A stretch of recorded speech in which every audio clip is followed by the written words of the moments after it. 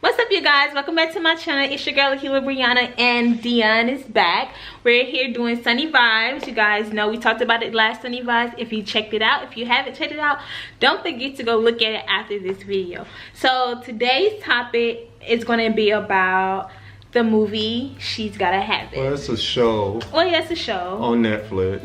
It's sort of like a remake of Spike Lee's 1980 something. Was it 80? Yeah, like 1980 something movie. She's Gotta Have It. Yeah. And that was, I think that was his first film that he debuted, where it's this girl that's you would call a pansexual. Pansexual, yeah. Yeah, so she has multiple relationships with men and women. With men and women. So she has 3 men in her life and 1 woman. Yeah. In her life. So with the men, basically the men fed her, like each person fed her a different emotion. Like she had, like, one person kind of brought her that excitement, that young feeling. You had another person who brought her that more mature feeling, like, you know, about business, like a businessman almost, per se, like a business person. And then you had another who brought her that quirky, kinky like feeling. And then you had a female who was kind of like more of like a nurturing and like more of like a motherly feel, family like feeling, like something she's familiar with because it was a lady. Right. So what I think she was like more of a, for lack of a better phrase, like she was like a sex addict. Even though she says that she's not a sex addict, but it's like she was a sex addict, and she got not only different forms of sex from these different people, all 4 of them, but she got like this different, like you were saying, like this different vibe from each person. Yeah. But along with that, along with the pansexual stuff that goes on in the show, it also is like a lot of underlying messages throughout the show.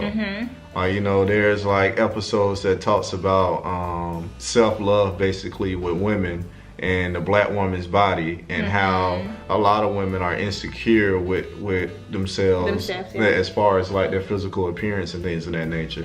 As far as having the big butts, big boobs, slim waist type stuff. Yeah, and even with how, you know, with hair, having natural hair versus having straight silky hair. Right. So you have that going on. They even he even addresses the current climate in politics today with the whole Donald Trump thing. Election, he did hit on that. He hit on like a lot of stuff that goes on in daily life, like daily stuff.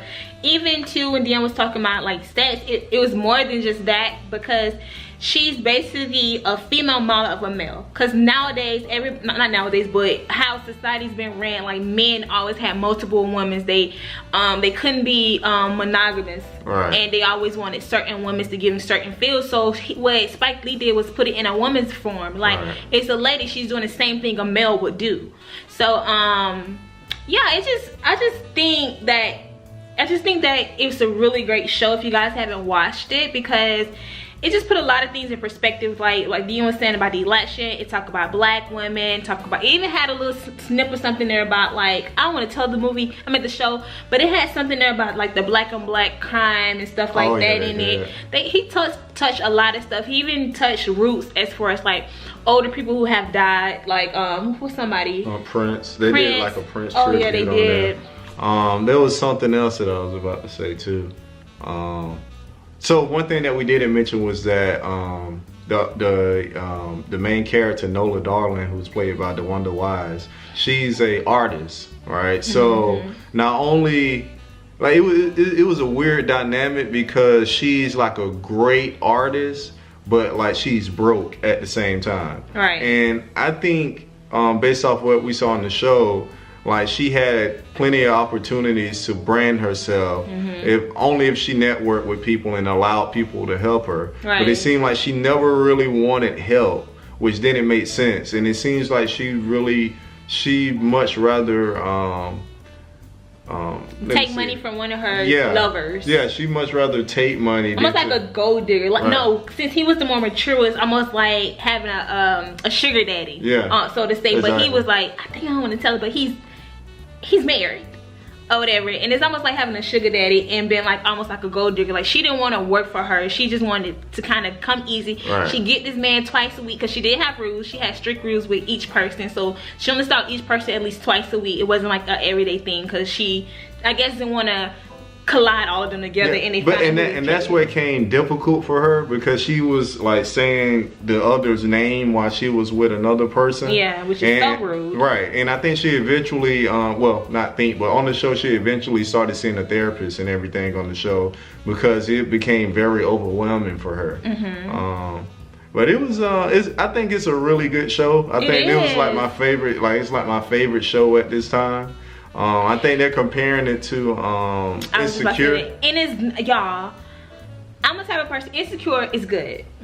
I know you guys like it. A lot of you like it. However, to me, I'm not fond of all that swearing and all that that, you know, all that cursing and stuff. And I'm not really fond of it like that. I look at it or whatever, but I'm not really fond of it. And it doesn't really, to me, have a message or a story. Versus she's gotta have it has a story because it's putting everything that's happening in society and what's going on in the world today. Right. So I kind of like that. Even though she's gotta have it is explicit, like it is explicit. It is very explicit. It's more explicit from like the sexual references. Yeah, instead of like the cursing and stuff. Yeah, but I think it's really good. Well, to be honest, we haven't seen enough of Insecure. Maybe I just need to watch more. Maybe y'all like, you need to watch more. Yeah. You don't know what you're talking about. So I don't think we give a fair assessment of what's better or what's not. I think the show is really good. The Wonder Wise does a great job as her character. Who was the other guys? I forgot the other guy. Cleo, I think my favorite. I think my favorite character, and I don't know his real name, is Mars Blackman. And I think he did so in the original version, Spike Lee plays Mars Blackman. Yeah. But I like this new renovated Mars Blackman. Mars 2.0, he called himself. Yeah. So I think he did a great job. I think that was my favorite character on the show because he was just so funny. I felt like she liked him more than she liked the other people in her life because he brought the excitement in her life. Like she felt like she can go to him and talk to him about, you know, a variety of different things.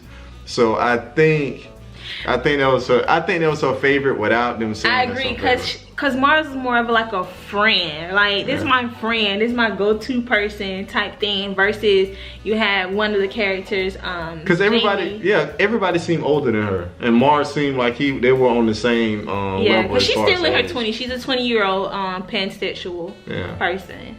Yeah, Not 20, but she's like 27, but she's in her 20s. Right. So I forgot to mention that it's 10 episodes in the season, so it's not very long. It's on Netflix. So if you have a Netflix subscription or account, you can easily just go watch it. Each episode is about 35 minutes long, so it's a quick, you know, you can binge watch it in one day.